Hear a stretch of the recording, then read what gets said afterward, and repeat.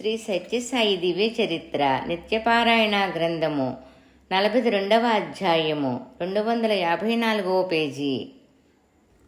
అంశాలు: సాయి సూక్తి 2. సాయిరాం నామ ఫలితాన్ని తెలిపే అష్టక మంత్రం. ఆఫ్రికా వాసులు అనుగ్రహించిన ఆనంద సాయి. సాయి సూక్తి: ఏ దేశమేగినా ఈ నామమే సుమి, సత్య సాయి అంశు నిత్య పఠన, ఏ ఊరు పోయినా ఈ నామమే సుమా, సత్య సాయి అంశు నిత్య జపము, ఏ నోట విన్నను ఈ నామమే సుమా, సాయి రామయనుచు సత్య జపము, ఏ చోట చూచినా ఈ నామమే సుమా, సత్య సాయి అంశు నిత్య భజన, విశ్వమెల్లయు వ్యాప్తియే వెలుగుయునట్టి, భక్తజనులకు ప్రాపుడై బరుగునట్టి, భక్తి నొసగి రక్షించుడు శక్తిమయుడు, పర్తివాసుడు మిమ్మేల హత్తుకొనుడు అంటారు బాబా. ఈనాడు విశ్వవ్యాప్తమైన నామమే సాయిరాం. అట్టి తత్వమే సాయి తత్వము. అట్టి ఆకారమే సాయిరాం. అట్టి శక్తియే సాయి శక్తి. అట్టి భావనయే సాయి మంత్రము. అట్టి ఆచరణే సాయి సేవా కార్యక్రమాలు. ఆయన విశ్వవ్యాపి, భక్తజనుల కాపాడవచ్చిన భవ్యమూర్తి. ఆయన అందించిన శక్తి మనకు ఇచ్చేది భక్తి. అనంత శక్తిమయుడు. నమ్మిన వారిని తప్పక దరిచేర్చే ఆర్తరక్షకుడు. దేశకాల మానములకు అతీతుడు. నమ్మి దగ్గరకు వస్తే మమ్ములను ఆదరించకుండా ఉండడం ఎట్లా సాధ్యం అవుతుంది? తప్పక ఆదరించి తీరుతారు అని నమ్మి ఆయన అనుగ్రహం పొందండి. సాయిరాం నామ ఫలితం తెలిపే అష్టక మంత్రం. అష్టపాస విమోచక నామం శ్రీ సత్య సాయిరాం, దరిద్రాష్ట వినాశక నామం శ్రీ సత్య సాయిరాం, అష్టకష్ట నిర్మూలక మంత్రం శ్రీ సత్య సాయిరాం, హరిషడ్వర్గనాశక మంత్రం శ్రీ సత్య సాయిరాం, సర్వరోగ నివారక తంత్రం శ్రీ సత్య సాయిరాం, సర్వమోహ విమోహక తంత్రం శ్రీ సత్య సాయిరాం, సర్వబాధ నివారణ మార్గం శ్రీ సత్య సాయిరాం, సర్వశోక వినాశక మార్గం శ్రీ సత్య సాయిరాం, సర్వసృష్టి వశీకర రూపం శ్రీ సత్య సాయిరాం, అనంత సృష్టి పునీత రూపం శ్రీ సత్య సాయిరాం, సర్వగ్రంథావలోకన సూత్రం శ్రీ సత్య సాయిరాం,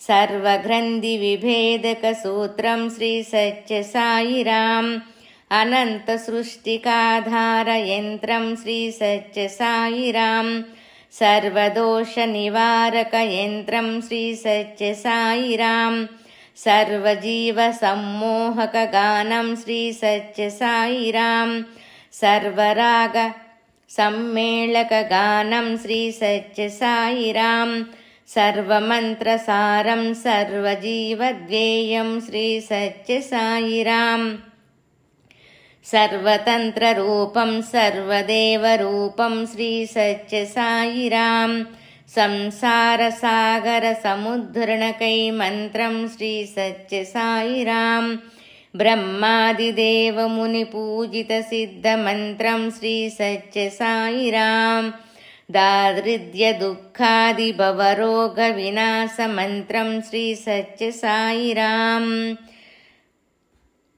వందే మహాభయహరం సాయిరామ మంత్రం శ్రీ సత్య సాయిరాం. ఈ నామ మహత్యం అనంతం, అద్వితీయం, అనిర్వచనీయం, అనుభవక వేద్యం. శ్రీరామ రామ రామేతి రమే రామే మనోరమే, సహస్రనామ తంతుల్యం రామనామ వరాననే అని సూక్తి.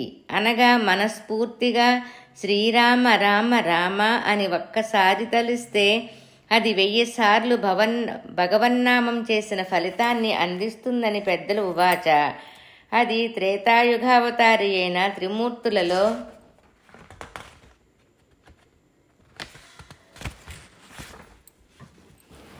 త్రిమూర్తులలో విశ్వాంశ స్వరూపుడైనట్టి రామనామ స్మరణ ఫలితం.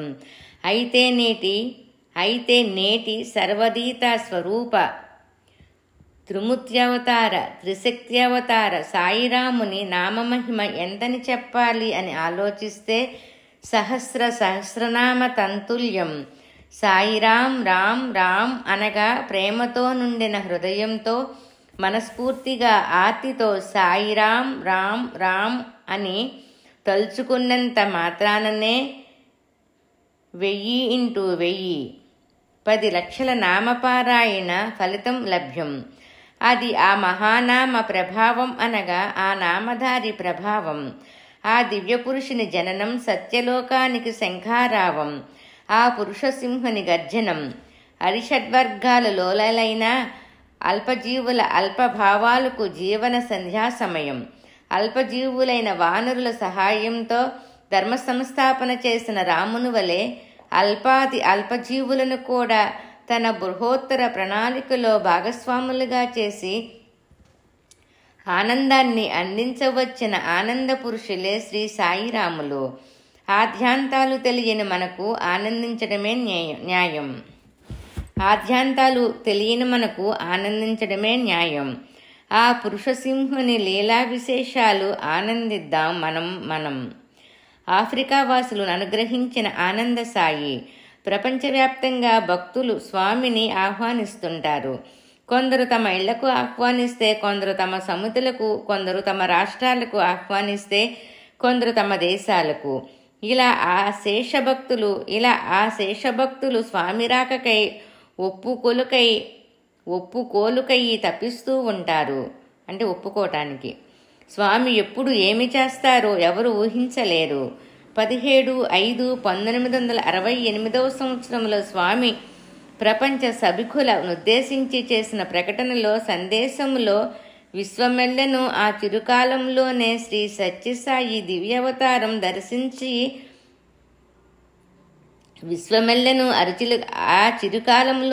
శ్రీ సత్యసాయి దివ్యావతారం దర్శించి బ్రహ్మానంద సాగరాన ఓలలాడగలదని చెప్పారు. తదుపరి తమ సంకల్పానుసారం 30/6/1968 బయలుదేరి స్వామి ఆఫ్రికా దేశాన్ని సందర్శించి అక్కడ భక్తులకు ప్రత్యక్ష దర్శనానుభూతిని ప్రసాదించారు.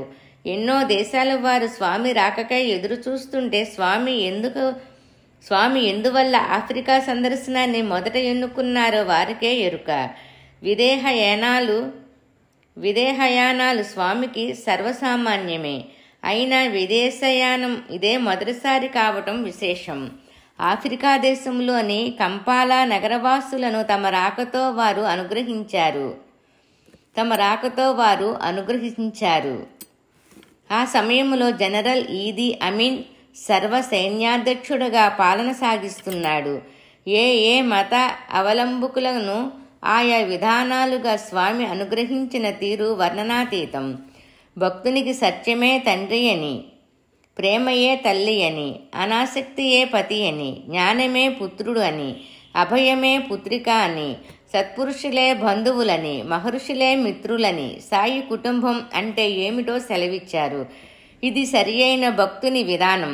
ఇదియే వసుదైక కుటుంబానికి భూవాసులందరూ ఒకే కుటుంబం నాంది. అంతేకాని ఆచరణరహితంగా, ఆదర్శరహితంగా కేవలం సాయి భక్తులం అనుకోవటం సరికాదు అన్నారు. నేను అనాది, నా భక్త సంఘం అనాది అని తన విశ్వవ్యాపిత స్వరూపత్వం కాలాతీతత్వం, రూపాతీత వ్యాపితత్వాన్ని గురించి తెలియచేశారు స్వామి. ఆఫ్రికా అడవులను దర్శించి ఆ వన్యమృగాల నుండి మానవులు నేర్చుకోవలసిన పాఠాల గురించి చెప్పారు. అన్యోన్యతతో అంతటి క్రూర మృగాల బ్రతుకుతుండగా అంతఃకలహాలతో మానవులు మసలటం అత్యంత శోచనీయం అన్నారు. అక్కడి అశేష భక్తులను తమ దివ్యలీలలతో ఆనందసాగరములో ముంచి వాళ్ళందరినీ అనుగ్రహించి స్వామి తిరిగి భారతదేశానికి వేంచేసిన సంఘటనలు ఈనాటికి అక్కడ భక్తులు మనోఫలకం మీద శాశ్వత ముద్రలుగా ఉన్నాయి. ఈది అమీన్ లాంటి మిలిటరీ దేశాధ్యక్షుడు కూడా స్వామివారి పవిత్రతకు ఆచరణవాదానికి ప్రేమతత్వానికి దాసోహం అనడం ప్రపంచ నేతలందరికీ ఆశ్చర్యకరమైన సంఘటన అయింది. విశ్వవ్యాపిత భక్తంచ సర్వవ్యాపిత శక్తిదం సతతోధారకం సర్వం సాయం వందే జగద్గురుం. ఓం శాంతి శాంతి శాంతి. శ్రీ సత్యసాయి దివ్య చరిత్ర నిత్యపారాయణ గ్రంథము 42వ అధ్యాయము సంపూర్ణం.